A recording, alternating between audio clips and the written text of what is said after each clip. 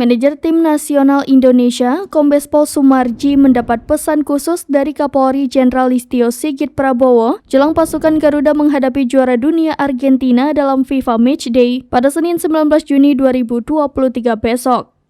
Sumarji mengatakan Kapolri selalu memberikan dukungan penuh kepada Timnas Indonesia. Sumarji mengatakan Kapolri selalu memberikan dukungan penuh terhadap Timnas Indonesia. Dukungan dari orang nomor 1 di Korps Bayangkara itu dipegang teguh oleh Sumarji. Menurutnya, dukungan dari Kapolri itu, kata Sumarji, benar-benar diharapkan oleh pemain Timnas Indonesia. Selain itu, kata Sumarji, kontribusi Polri terhadap sepak bola juga sangat banyak.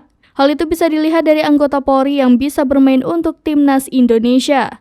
Saat ini, satu-satunya pemain dari Polisi yang dipanggil oleh pelatih Shin Tae-yong adalah Dendi Sulistiawan. Menurut mantan Kapolresta Sidoarjo ini, Dendi direkrut karena memiliki daya gedor di kotak penalti.